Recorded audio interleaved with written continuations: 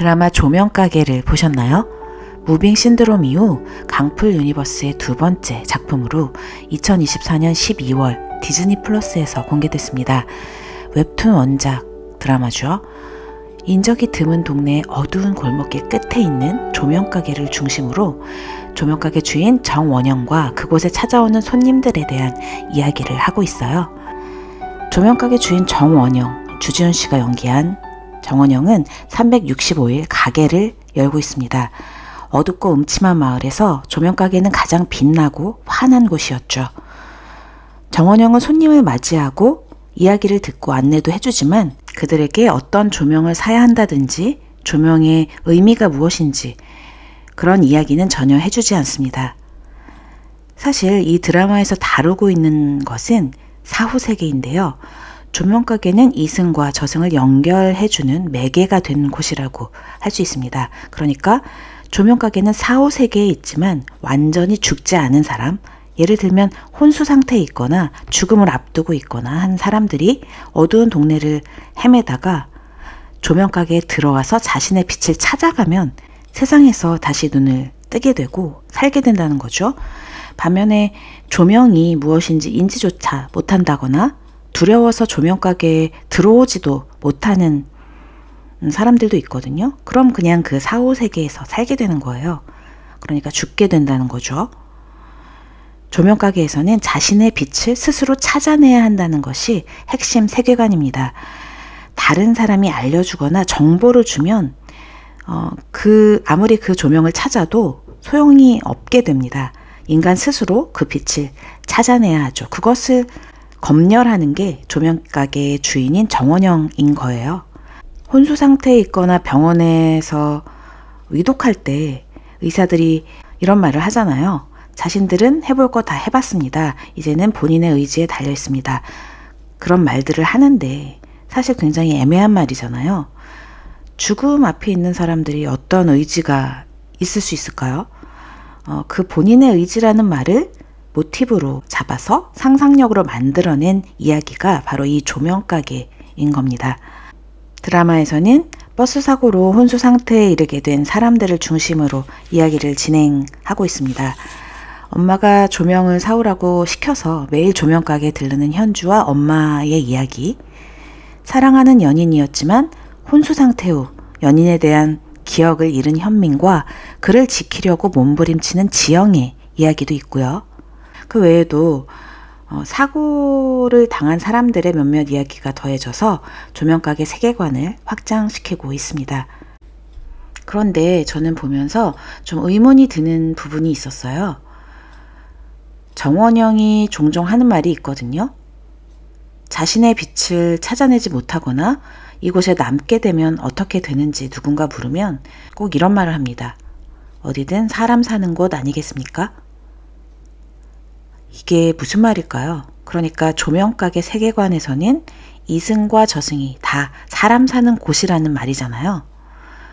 이게 전반적인 조명가게라는 드라마의 핵심적인 주제라고 할 수 있는데요. 전 이 말에 굉장히 모순을 느끼게 되더라고요.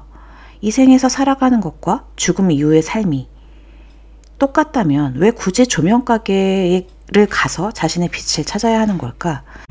죽음 이후에 가는 곳이 사람 사는 곳이라면 우리가 죽음을 두려워할 이유가 있을까?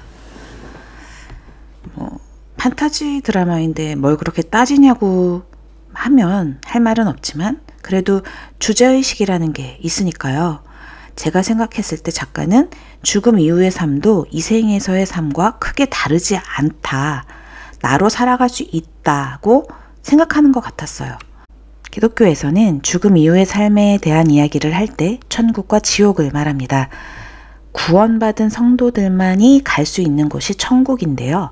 조명가게에서는 인간의 의지로 자신이 조명을 찾아서 그 빛을 가지고 가야 하잖아요.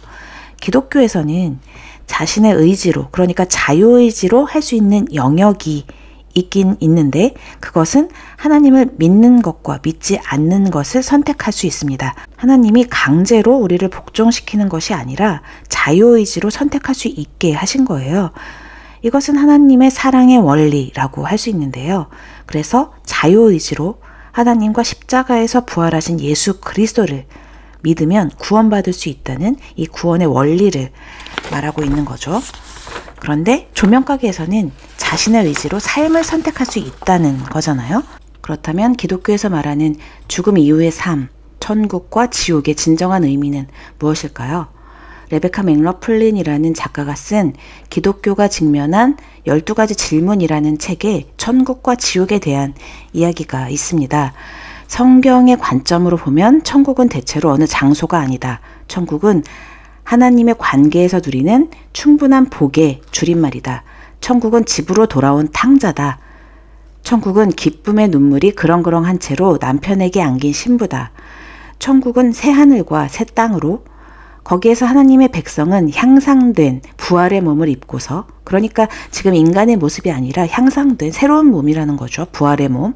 이 생에서는 느끼기 힘든 친미를 그분과 하나님과 영원히 누린다는 거예요. 천국은 다시 창조된 땅에서 하나님과 그분 백성의 깊은 관계를 실제로 경험하는 본향이다 라는 이런 설명이 있는데요.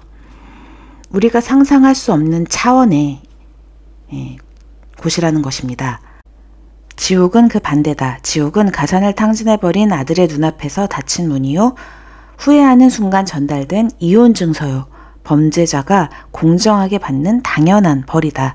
예수가 하나님의 어린 양으로 우리 죄를 대신하여 희생당하셨다면, 예수를 잃으면 그 대가를 우리가 치른다는 말이다. 삶에 대한 소망이나 빛이라는 것이 전혀 보이지 않는 절망적인 곳이라는 거죠. 영원한 죽음이 있는 곳.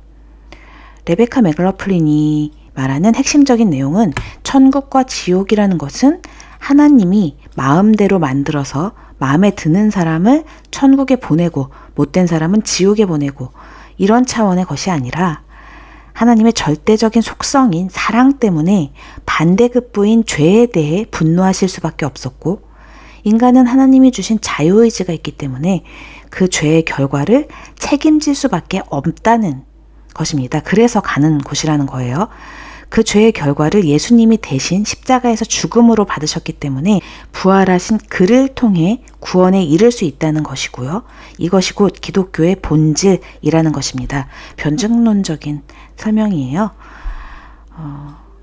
드라마 얘기하다가 좀 너무 깊게 온 것 같은데요. 그게 말이 되냐. 아무리 잘못해도 믿기만 하면 천국 간다는 말이 불공평하지 않느냐.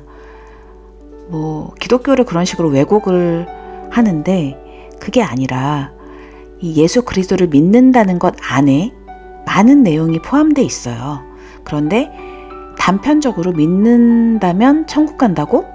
그것도 틀린 말은 아니지만 그 포함된 내용을 같이 보면서 가야지, 그렇게 흑백 논리로는 다 설명할 수 없는 부분이 있기 때문에 그것을 생각하시고 이해를 하셔야 될 거예요. 좀 어려운 결론이 됐나요? 드라마 얘기하다가 좀 무겁게 이야기가 흘러온 것 같은데요. 그럼에도 불구하고 이 천국과 지옥, 사후세계에 대한 부분은 기독교적으로도 굉장히 핵심적인 세계관이기 때문에 조금 더 비중을 둬서 무게 있게 설명을 드려봤습니다. 이런 얘기들이 여러분들에게 도움이 되고 회복이 되는 이야기였길 바라면서 지금까지 크리스천 인사이드에서 전해드렸습니다. 감사합니다.